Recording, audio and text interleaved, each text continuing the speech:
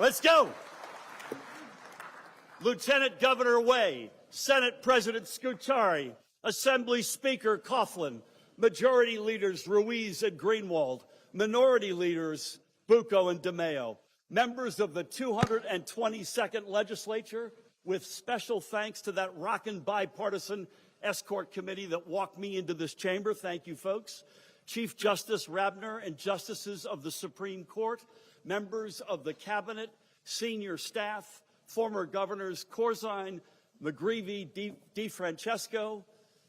And let's take a stop here. At a moment like this, I know that we all miss former governor and the longest-serving lawmaker in New Jersey history, Dick Cody, who we lost over the weekend. Whether as an elected leader, a youth basketball coach, or even a funeral director, Dick was always there for us. He was there for me back when it was cold, dark, and lonely, and he would have been here today. Dick's wife, Mary Jo, is with us, her daughter-in-law, Danielle.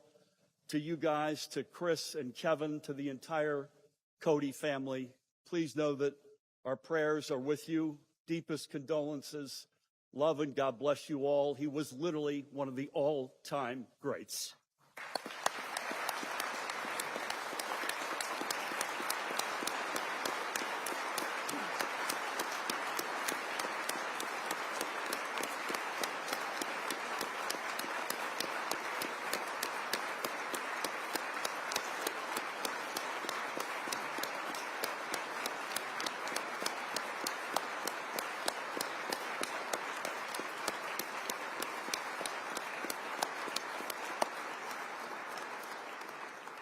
God bless you, Mary Jo. We're here for you, and we always will be. God love that lad. We also have with us the First Lady of the great state of New Jersey, Tammy Murphy, and our 4 children. By name, Josh, Emma, Charlie, and Sam. Thank you, guys. Distinguished faith leaders, veterans, our brothers and sisters in labor, friends, and my fellow New Jerseyans. I come before you with 2 words. Thank you. Thank you for entrusting me with the sacred responsibility of serving as governor. Thank you for welcoming me into your homes, your workplaces, your schools, and your houses of worship. Thank you for always telling me the truth and for being authentic. And if I may summon the spirit of another dear friend who's no longer with us, again, one of my predecessors, Governor Brendan Byrne, thank you for occasionally waving to me with all 5 fingers. I knew you guys would get that. But thank you, most of all, for joining me in this journey to ensure we leave our children a state that is better than we found it. 8 years ago this month, we began our partnership. And in just under 8 short days, it will come to a close.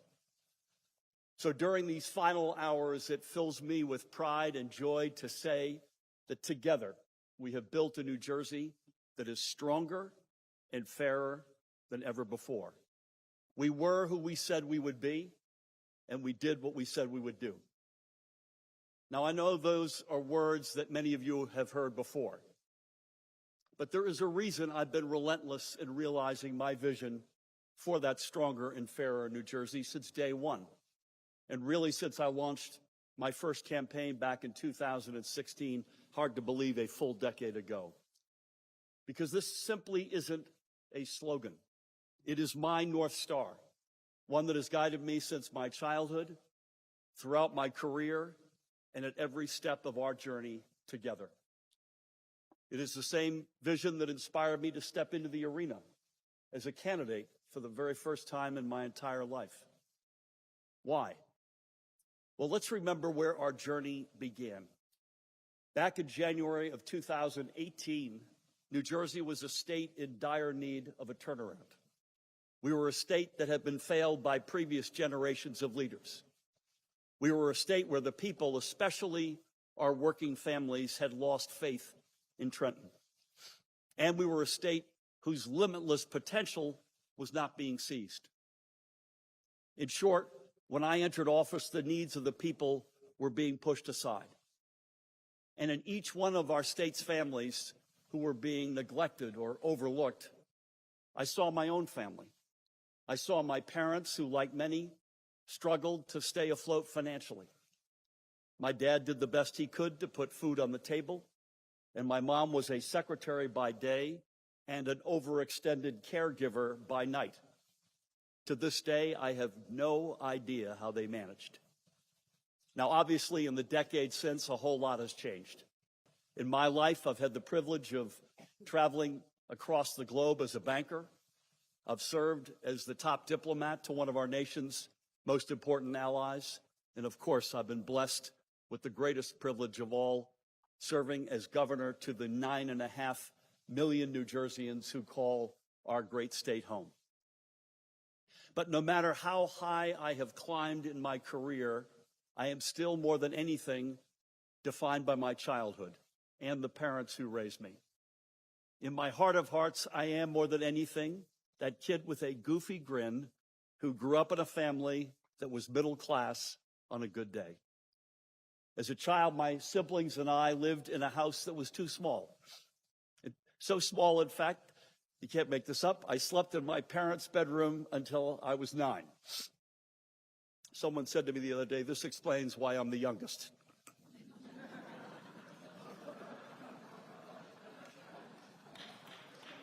Just making sure you're paying attention out there.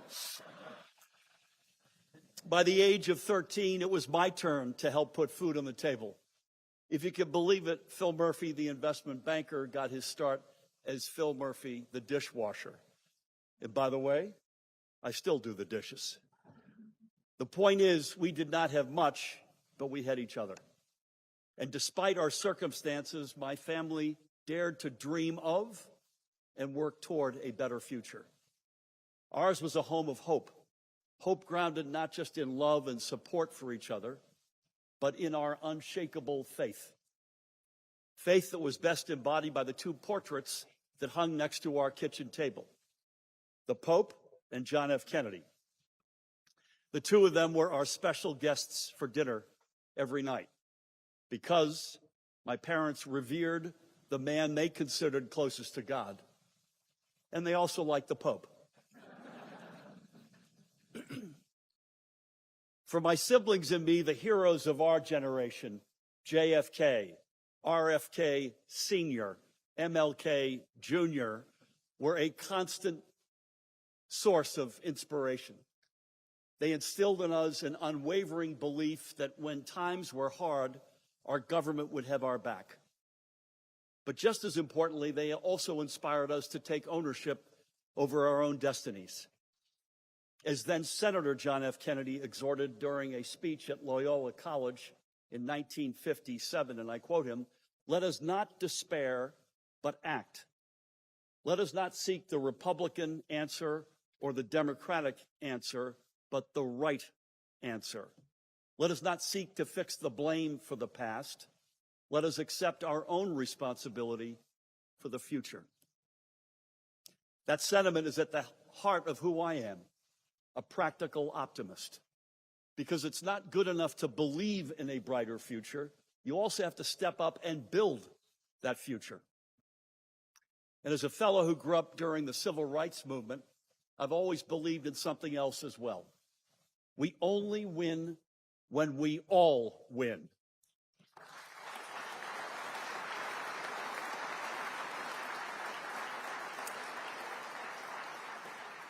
Because all too often, our political decision-making is reduced to a binary choice. All too often, we're told it's this lane or that lane, or it's faster growth or greater equality, the Republican way or the Democratic way. But the reality is we need not accept these false choices.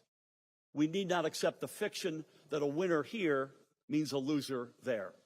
I never have, and I never will. Because our charge is making sure everybody makes it past the finish line and to build a better future for every family from the bottom up and the middle out. This is all to say my own life story as well as the ideals that are deeply rooted in my soul, prove one thing plain and simple. The best governing principle is not this or that. It's not stronger or fairer. It's stronger and fairer. And there is nothing and nobody who could ever convince me otherwise.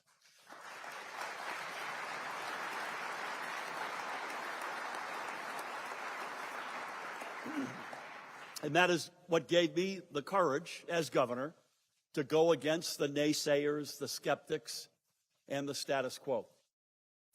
It's what inspired me over these past 8 years to be who I said I would be and to do what I said we would do. Together, we broke free from the narrow constraints of the past, and we charged forward, unbridled and unburdened. We pledged to fight for every New Jerseyan who shares my family's story. And when they told us what couldn't be done, we said, just watch. At every turn, we have stayed true to our vision for a stronger and fairer New Jersey. And in doing so, I'm happy to say, we proved them wrong. When they told us raising the minimum wage would kill jobs and crash the economy, what did we do?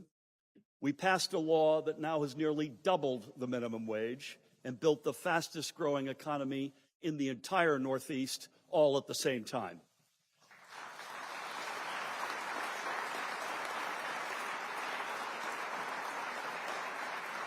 When they told us we had to choose between fighting for workers or supporting small business owners, what did we do? We created more good-paying jobs in New Jersey than has ever existed and helped more new small businesses open their doors than ever before. When they told us that asking the wealthy to pay their fair share would drive them away, what did we do? We enacted a new millionaire's tax. And by the way, don't get caught up in the pesky facts. We have more millionaires today in New Jersey than ever before, and more families are calling New Jersey home than ever before.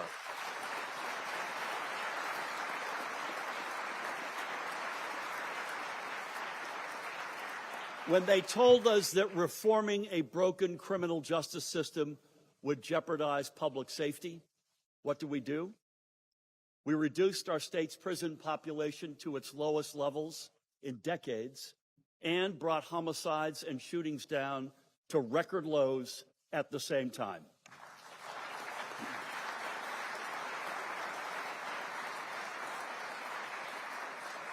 When they told us that we'd have to decide between supporting our children or easing the property tax burden, what did we do? We increased funding for our K-12 schools to their highest levels in history and delivered more property tax relief than any administration in history. And a big thanks goes out to the guys behind me for that and for so many other things. Let's hear it for Senate President Scutari and Speaker Coughlin.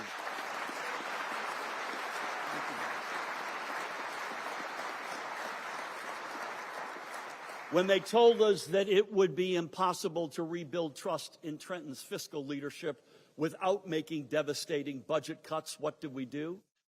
We restored funding for those long-neglected priorities: pensions, public education, public transit, women's health care, to name a few. And at the same time, we secured 9 consecutive credit rating upgrades in just 3 years after a generation of downgrades.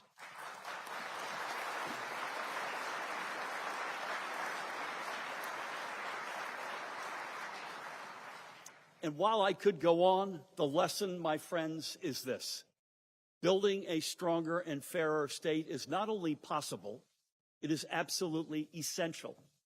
And it is our greatest responsibility as leaders. And we have achieved all of this together, again, because we were the administration that governed by the principle of and not or. We proved that when we live by our Jersey values, our state government can serve the needs of working people first and foremost.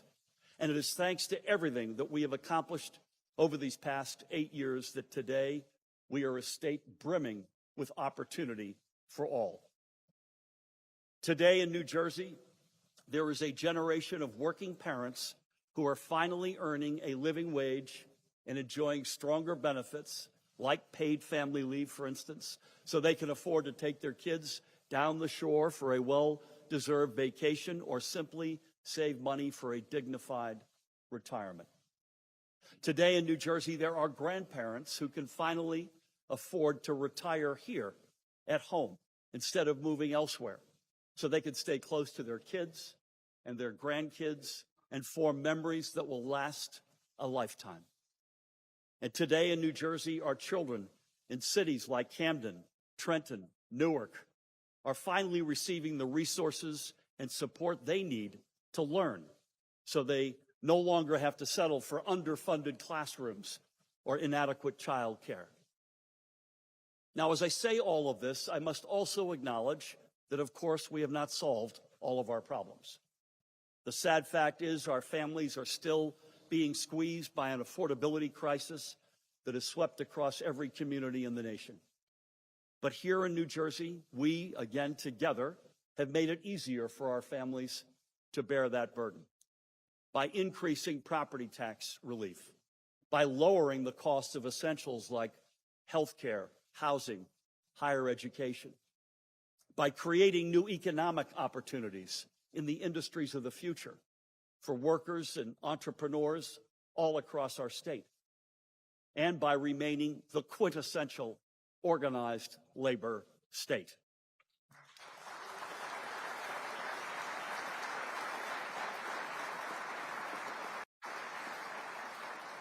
So when people ask me to define my legacy, our legacy, yes, it is all those things, but it's also much simpler.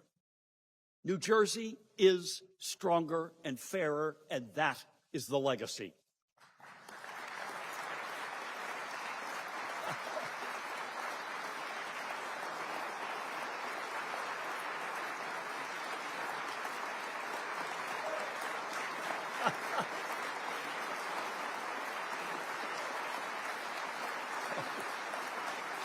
Thank you, thank you. Shamelessly fishing for applause up here. And though it may seem at this late stage in our journey that everything we have accomplished was destined to be done, let's remember none of the progress we made was inevitable. And it certainly wasn't easy. Over the course of this journey, we faced challenges that nobody could have ever predicted. But we never shrunk from confronting them. And even more importantly, we always upheld our Jersey values in overcoming them. Chief among those challenges, the coronavirus pandemic, the worst health crisis of our lifetimes. As we all remember, back in the spring of 2020, New Jersey was ground zero for COVID-19. In fact, I still remember the day, March 20, Judy's birthday, 2020. I was undergoing surgery to remove a cancerous tumor from my kidney, and when I woke up after the operation, the world had changed. I opened my phone to a message from Senator Helmy that New Jersey had confirmed its first case of COVID-19. Over the subsequent years, we followed the science at every turn. We made hard but necessary decisions.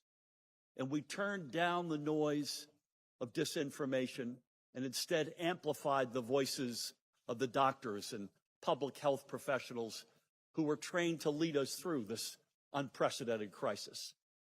We leaned on the wisdom of our colleagues, like the former Commissioner of Health, Judy Persichilli, who still needs no introduction. Judy?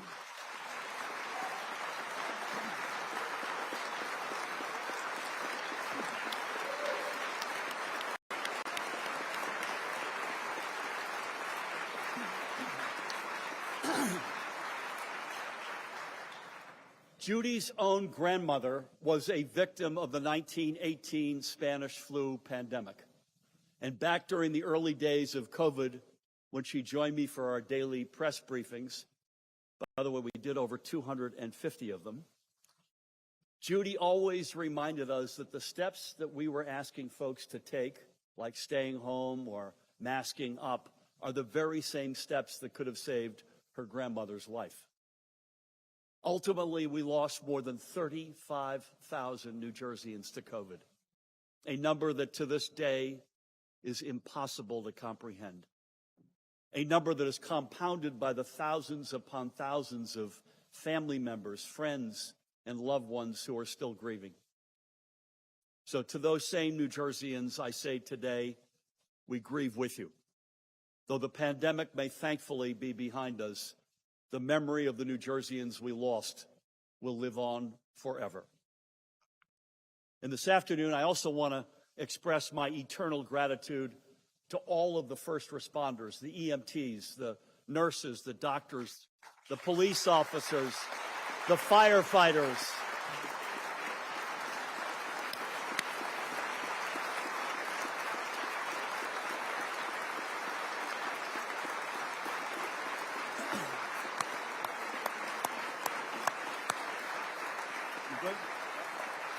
You good? And everyone who worked around the clock to help save lives during the pandemic. And I want to give a particular shout out to a dear friend and great leader, the retired superintendent of the New Jersey State Police, Pat Callahan.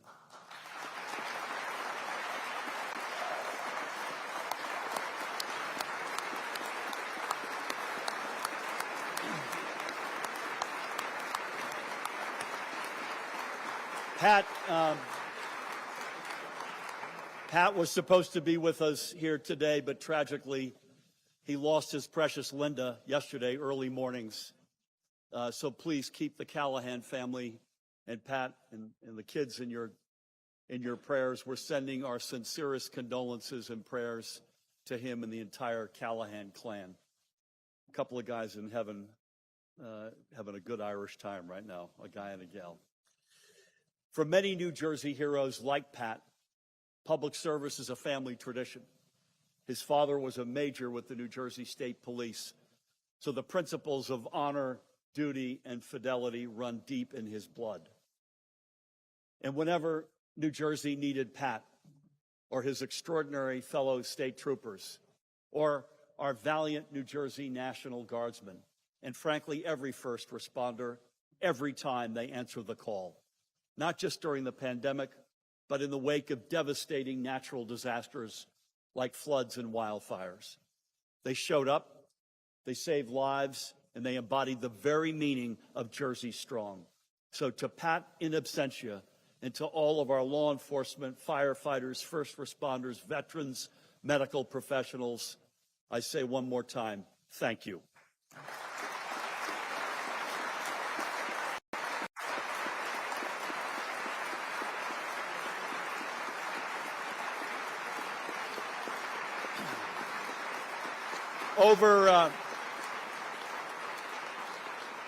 Over these past 8 years, the people of New Jersey not only stepped up when crises like COVID hit our communities, we also stepped up to confront national crises like the shameful efforts to undermine American democracy.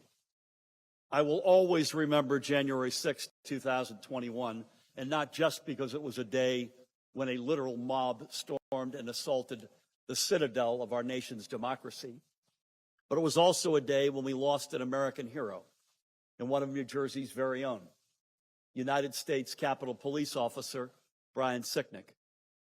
Just last week, a few days after the 5th anniversary of the January 6th insurrection, Joe and Rob and a few of us had the honor of traveling to South River, Officer Sicknick's hometown. And there, the New Jersey State Police Honor Guard laid down a wreath and a plaque commemorating his sacrifice. And today, we're incredibly honored to be joined by Officer Sicknick's brother, who spoke last week so eloquently, Ken Sicknick. Ken, please stand up and take a bow.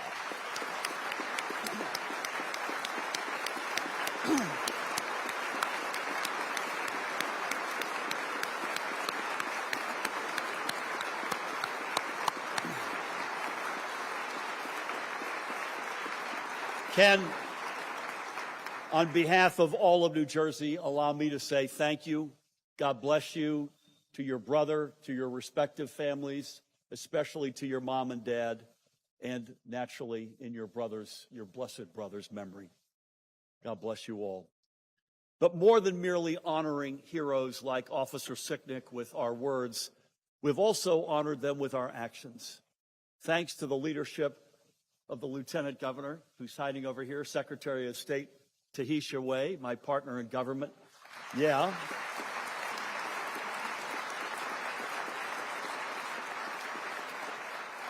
New Jersey's democracy is stronger and more secure than ever before. We have set the national standard for protecting the integrity of our democratic process. From expanding early in-person voting to restoring voting rights to more than 80,000 people on probation or parole, to establishing automatic voter registration, we have helped a record number of eligible voters turn out to cast their ballots. In fact, just this past November, we saw more voters turn out in a gubernatorial election than ever before.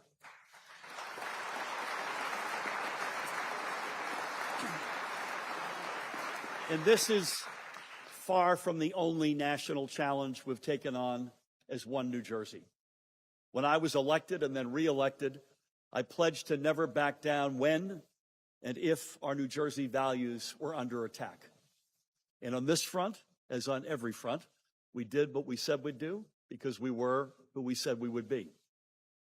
When the U.S. Supreme Court launched an unprecedented assault on our constitutional rights, namely abortion rights, we in New Jersey fought back. In fact, months before the court issued its dreadful Dobbs decision, we took action and codified the right to abortion. And in the years since then, at a time when extremist politicians have put a target on the backs of women, we have firmly established New Jersey as a safe haven for reproductive freedom.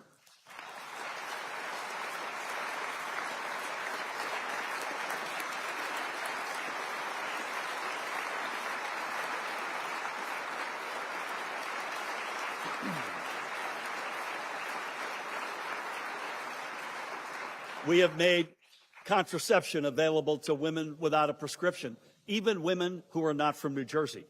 And we restored funding for Planned Parenthood and family planning services, which I might add were defunded under the previous administration. And the sad reality is the Dobbs decision is just one example of how the Supreme Court majority has eroded trust in our federal judiciary and more broadly in our system of government. But every time this court has issued a dangerous, misguided ruling, whether it's on gun safety or the environment or other fronts, we in New Jersey have illuminated a better path forward. I have had the privilege of appointing 5 justices to our state's Supreme Court, and they're all with us today, I might add.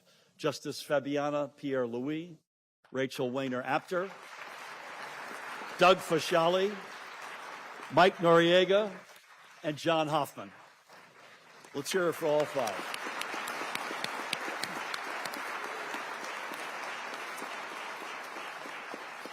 Together, they represent a diversity of life experiences and viewpoints. And, I think very importantly, they are members of both political parties. Now, I know that all 5 of them will continue to serve honorably alongside Chief Justice Stu Rabner and Justice Ann Patterson for many years to come. And why have I been committed to maintaining a balanced judiciary in New Jersey? Because it is the best way to restore public confidence in the rule of law. And during our time together, we have seen attacks on the rule of law, not just in America, but around the world, in the form of armed conflicts that have hit close to home here in New Jersey. But in the face of unspeakable violence and tragedy, particularly in Ukraine and the Middle East, we have come together once again as one New Jersey to reject hate and embrace our greatest strength of all, our diversity. So from a once-in-a-lifetime pandemic to an assault on our nation's democracy and on our fundamental freedoms, to devastating armed conflicts across the globe, we have seen it all. And at the same time, we've also seen 3 different presidencies in just 8 years. Think about that for a moment.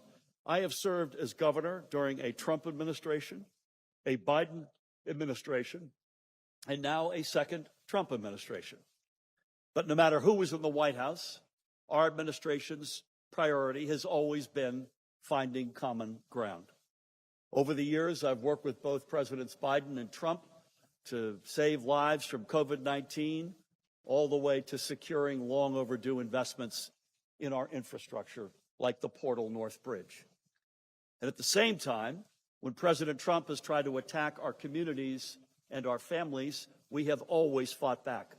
We have taken them to court, and more often than not, we have won.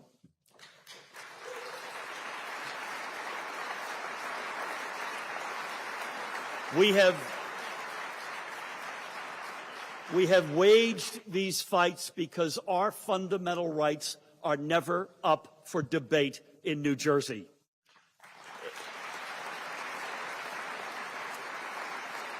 And to all of our immigrant families, allow me to say the following. I can only imagine how harrowing the past year has been. But rest assured, New Jersey is your home. We have always supported you, and we always will.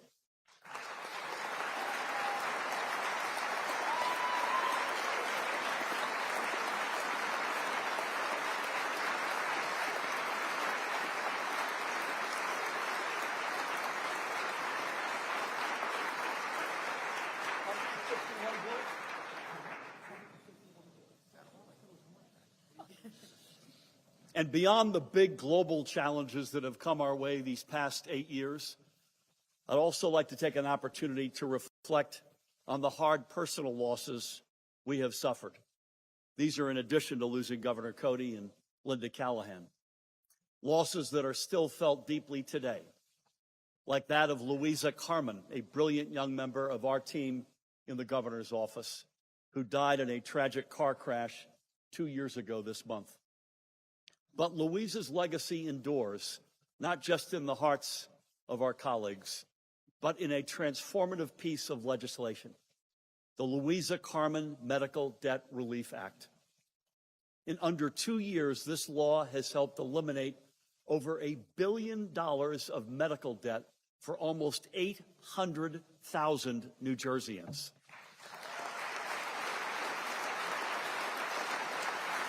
And that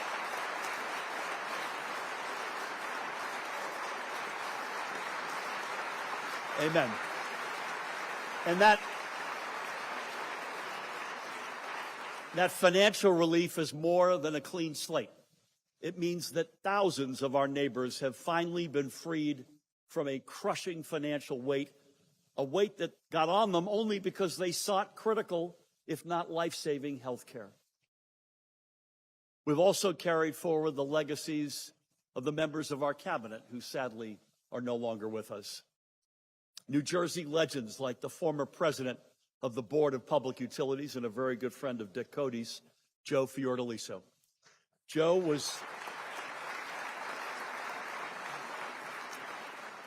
was incredibly instrumental in setting New Jersey on a course to a cleaner, more sustainable future. A future where we meet our responsibility, on the one hand, to combat climate change, while at the same time creating new sources of affordable, reliable energy that lowers costs in the long term. And I'd like to thank Joe's wife, Marilyn, and their son, Joe Jr., for being with us today to honor Big Joe's incredible legacy. Please stand up, guys.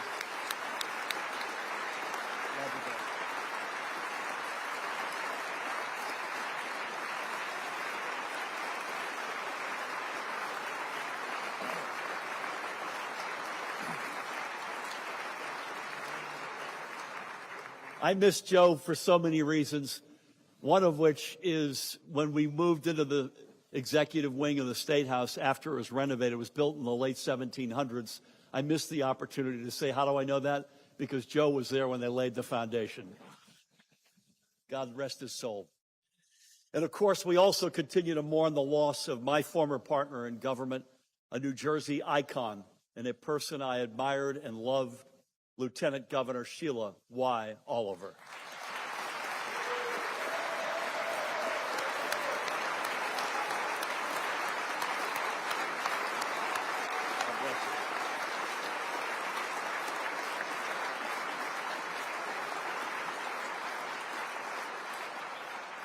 As Tahisha knows, when you're lieutenant governor, you wear two hats. And Sheila was the commissioner of the Department of Community Affairs. And there, she fought for our state's forgotten families every single day in cities like Patterson, Elizabeth, especially Atlantic City and beyond.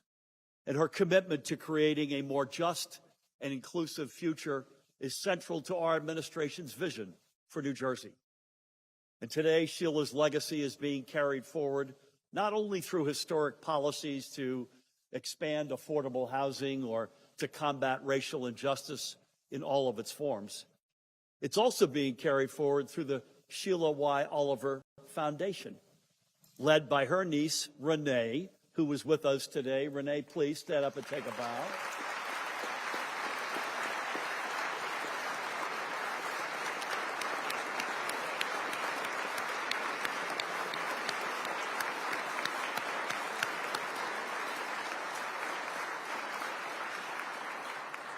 Renee and other members of the Oliver family are all over this, and the foundation is dedicated to a noble mission, one that Sheila advanced throughout her entire life, mentoring and empowering a new generation of leaders to build a more just and equitable state. So across the board, from the big global crises to the deep personal losses, this much is clear. We have emerged from every challenge ever more determined to build that stronger and fairer New Jersey.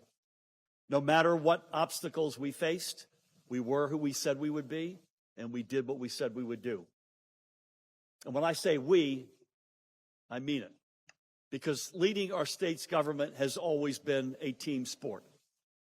And everything we have accomplished was made possible by the thousands upon thousands of public servants whose work is so often overlooked and underappreciated. They deserve all the credit in the world, because while I may be the front man of the Murphy administration, this afternoon, for one last time, I want us to give a big round of applause to all of the members of the band who have been holding it down these past 8 years.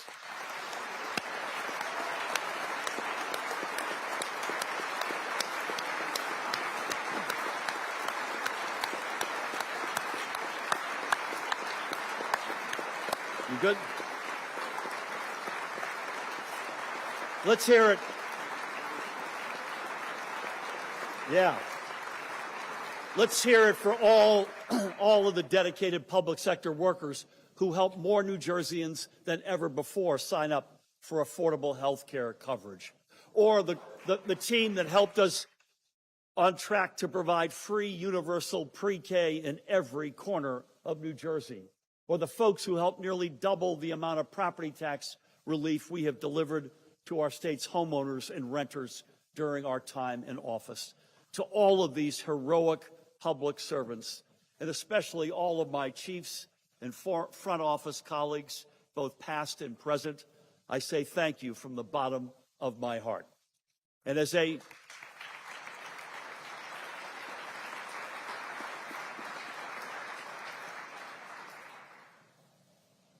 point of personal privilege, I also must take this opportunity to give a big old Jersey shout out to the person I'd be nothing without, the woman who I love more today than ever before, the visionary behind our success in transforming the maternal and infant health landscape with efforts like Family Connects NJ, the most robust nurse home visitation program for new mothers and babies in the entire nation.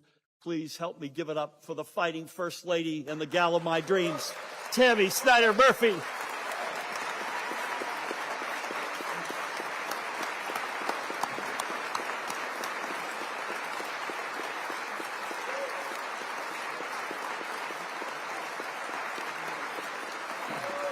Yeah.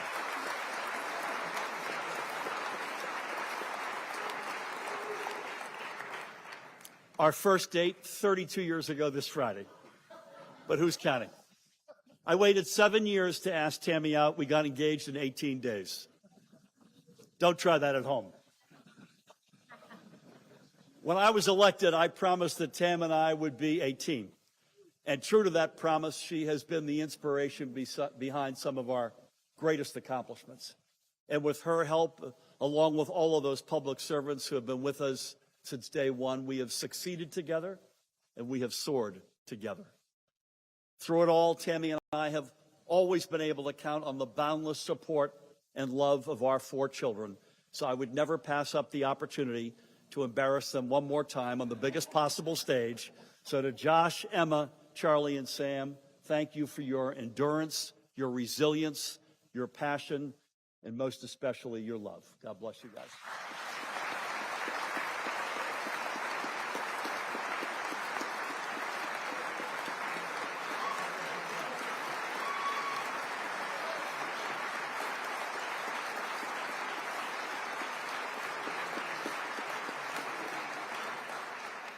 One of you needs to slip Tim Hillman a $20 bill for starting that standing ovation. And it is thanks to every New Jerseyan who's worked day and night here in the State House and in communities up and down our state that in 2026, New Jersey is not just stronger and fairer. We are far more prepared and better positioned to own the future. Look no further than all of the new startups that have sprung up from Hoboken to Hopewell, or the cutting-edge research hubs coming to life from Newark to New Brunswick. Wherever you look, this much is without dispute. New Jersey is ready to compete and win in the economies of tomorrow, because together we have revived our reputation as a global home of innovation. Under the leadership of the former CEO of the New Jersey Economic Development Authority, Tim Sullivan, and all of his tremendous colleagues, we have launched 12 strategic innovation centers that are changing the game for our economy. Tim is with us. Tim, stand up and take a bow, buddy.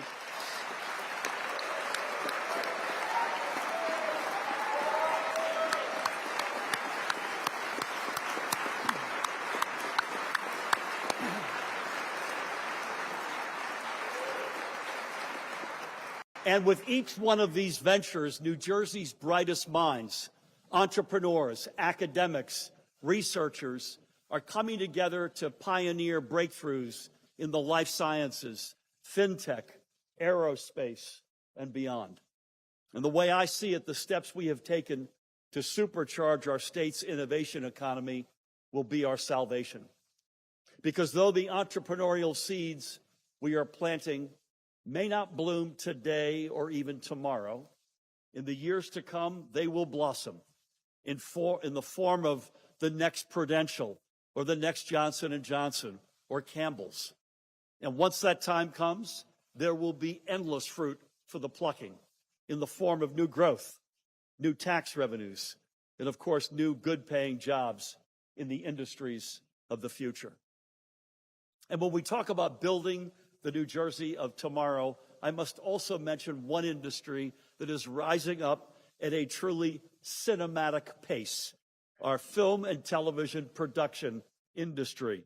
A bunch of us were together yesterday with the Netflix CEO at Monmouth County. In Fort Monmouth, as you likely know, Netflix has already broken ground on a state-of-the-art 500,000 square foot film production facility that will put thousands of New Jerseyans to work for years to come. In the great brick city, Lionsgate is building New Jersey's first purpose-built film and television production complex. And in Bayonne, we are constructing the largest ground-up movie studio in all of North America, 1888 studios, and the folks at Paramount Skydance have already signed up for a long-term lease. That's right, Netflix, Lionsgate, Paramount. These are the biggest names in the business, and they are all putting roots down in the Garden State.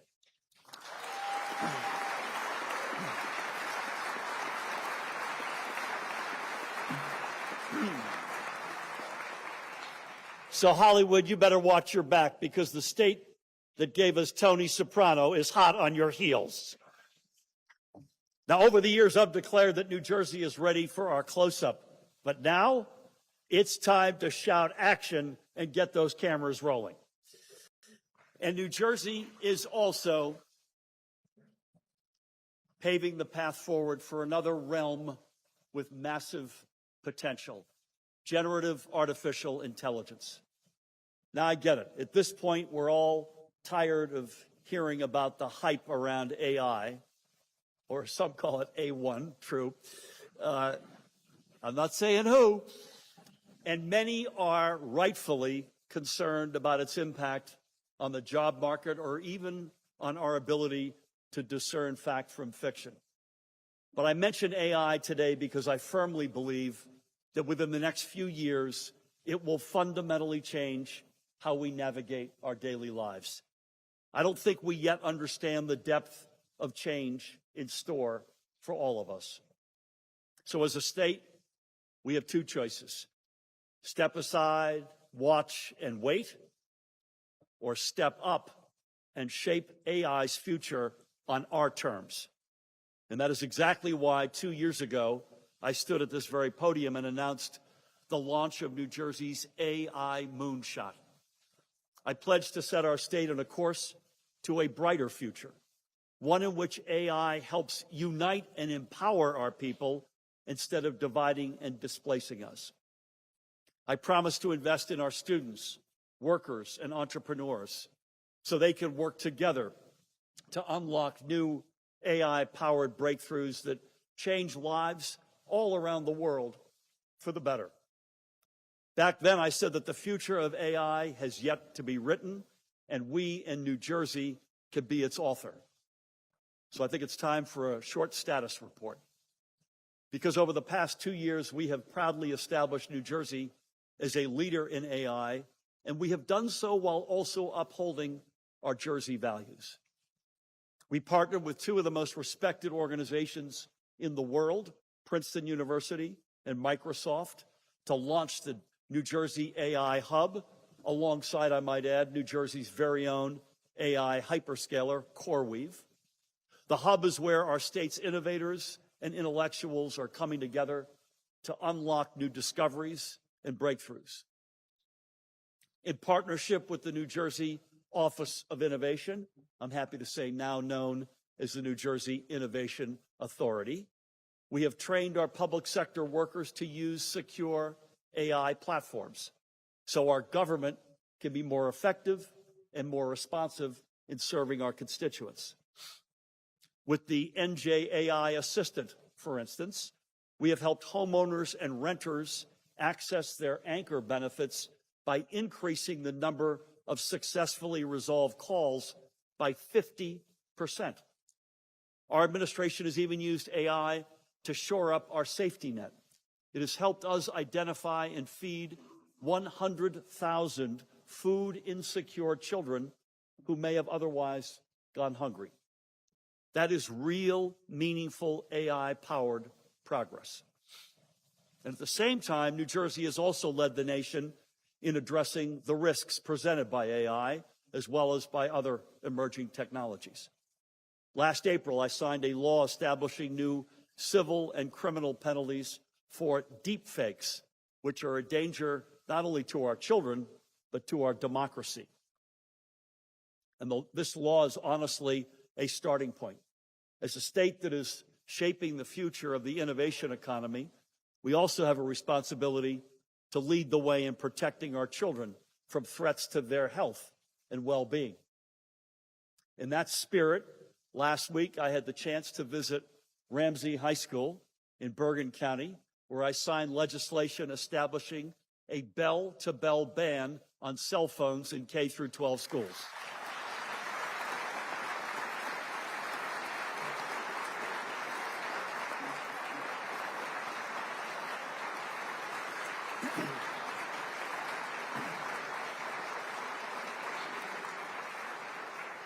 You ask just about any parent or educator, Steve, in a school district that has already taken this step, and they will tell you the results speak for themselves.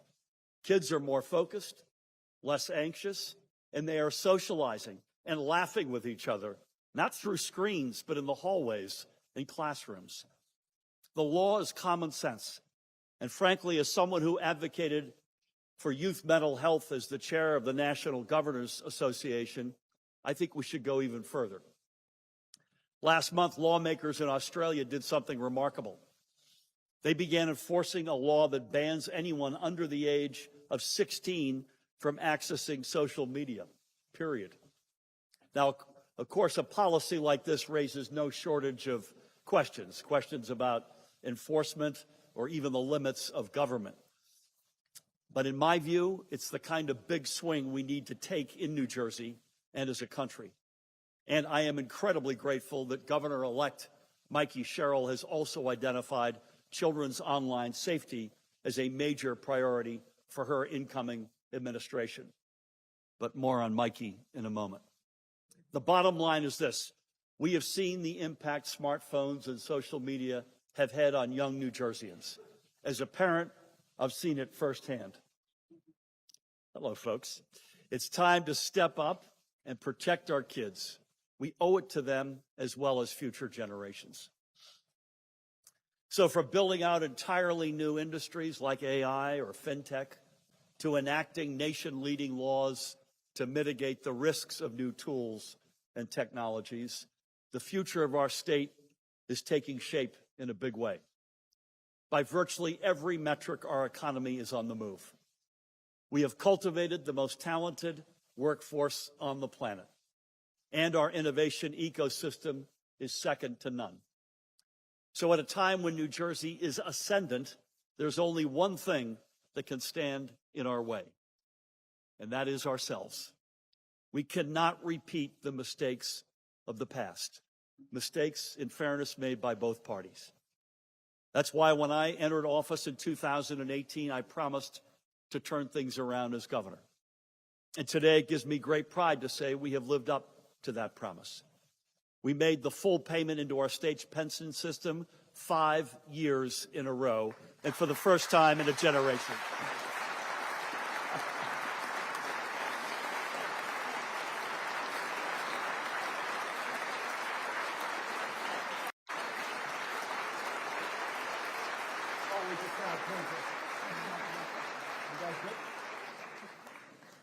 We made long neglected but desperately needed investments in our state's future, from fully funding New Jersey's school funding formula for the first time in history to rebuilding our roads, railways, tunnels, and bridges.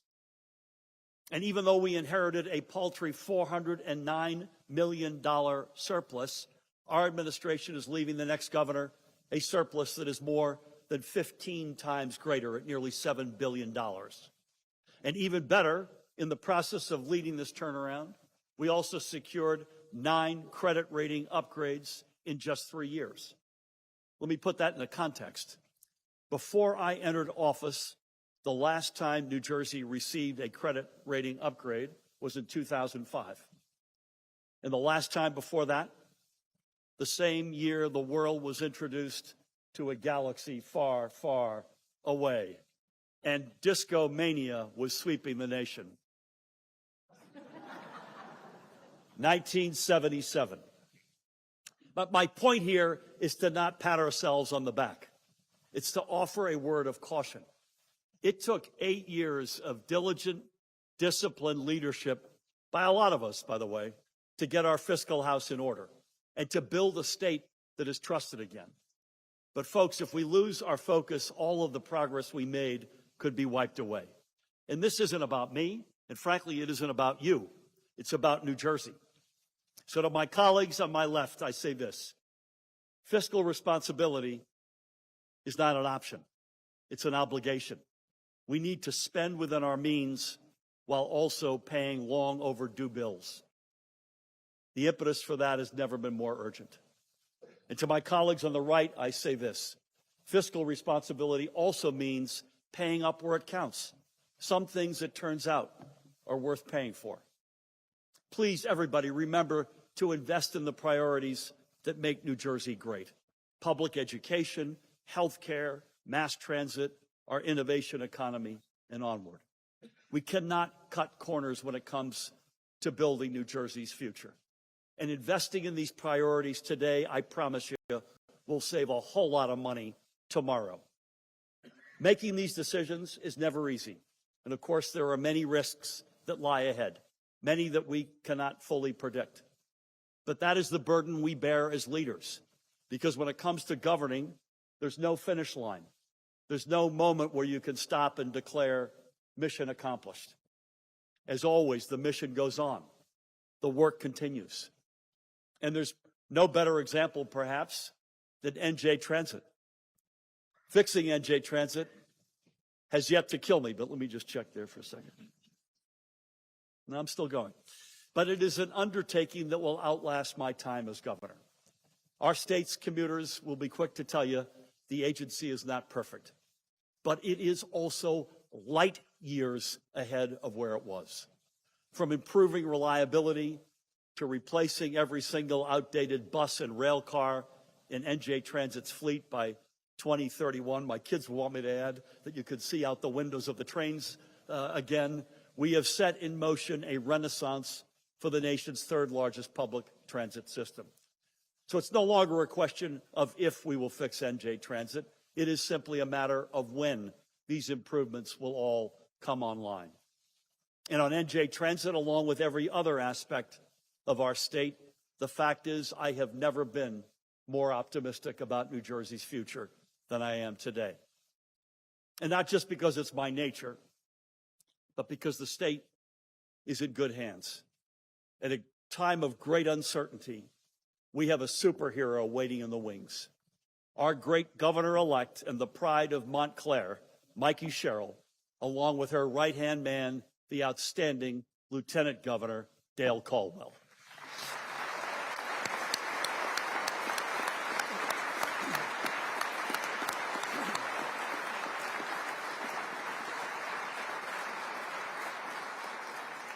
Mikey has done it all.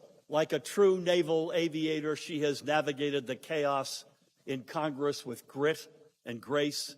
She has inspired millions of New Jerseyans, and Mikey and Dale are going to be amazing. This job is not easy, but it is the journey of a lifetime, because to lead our state is to love it. And as we prepare for the changing of the guard here in the State House, the reality is this transition comes at an auspicious moment for New Jersey. With the dawn of 2026, we mark the beginning of one of the most iconic chapters in our state's history, a chapter in which our New Jersey pride will be on full display with the 250th anniversary of the American Revolution and the 2026 FIFA World Cup. These will be two of the most defining events of the century, period. And each of them will play out right here in the Garden State in front of the entire world. But beyond the spectacle and the excitement, there's something deeply meaningful about these two marquee moments unfolding literally at the same time. Because together they are a bridge between New Jersey's past and our future. With the commemoration of America's 250th birthday, we will have an opportunity to show the world that New Jersey was the crossroads of the American Revolution. We will make sure our children never forget how George Washington turned the tide literally right here in Trenton, or how more revolutionary battles took place in our backyard than in any other state, or the heroism of women like Mary Hayes and the scores of black New Jerseyans who fought alongside her at the Battle of Monmouth. They played an essential role in securing America's independence at the expense of their own. We will put a spotlight on all of these stories and more because, as President Ronald Reagan said in his own farewell address, and I quote him, "If we forget what we did, we won't know who we are." But just as importantly,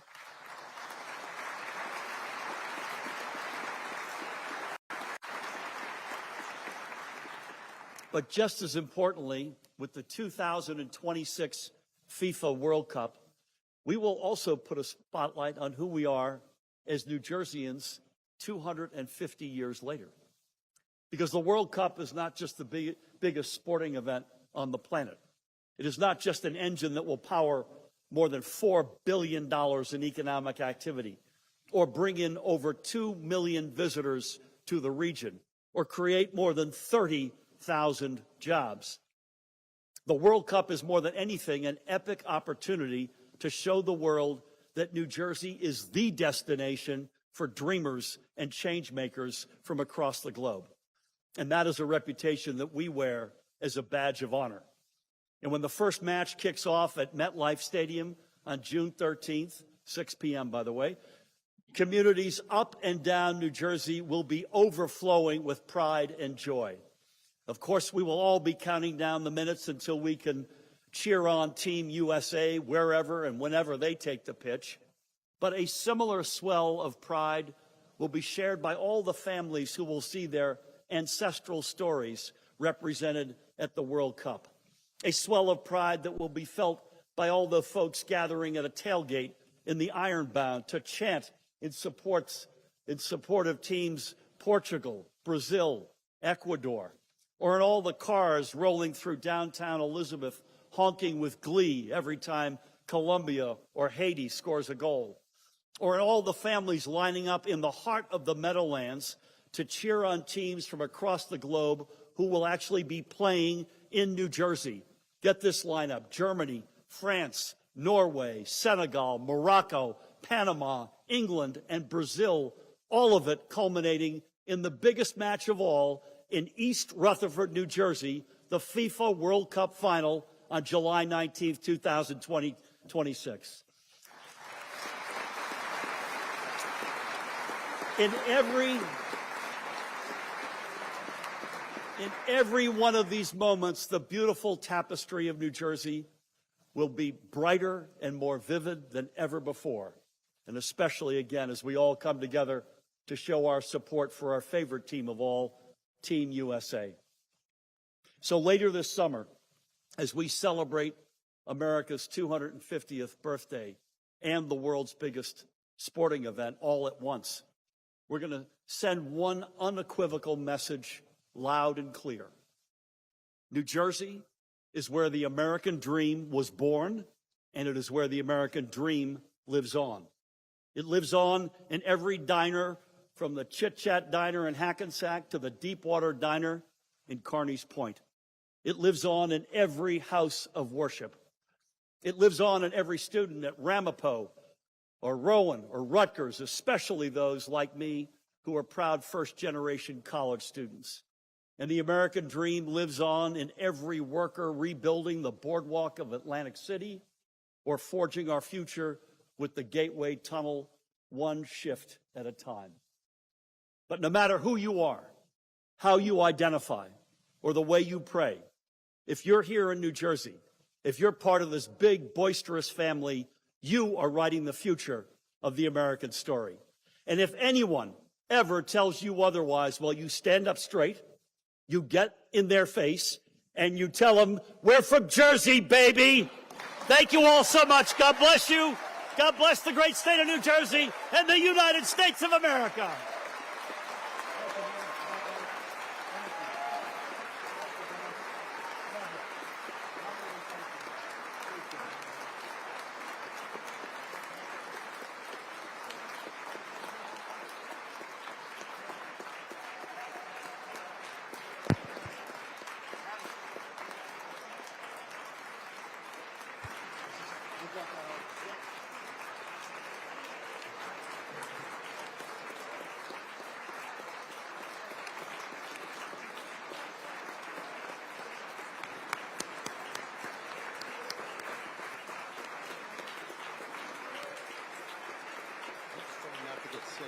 Huh?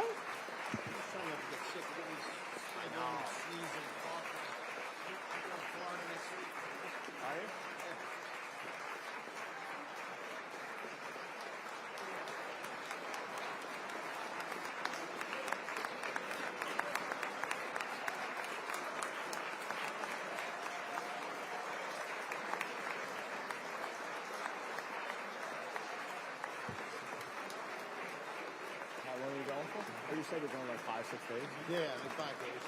All the guys that were down here. Like, we need a picture. We get Florida next week. I got to tell you this great story. It's 30 seconds.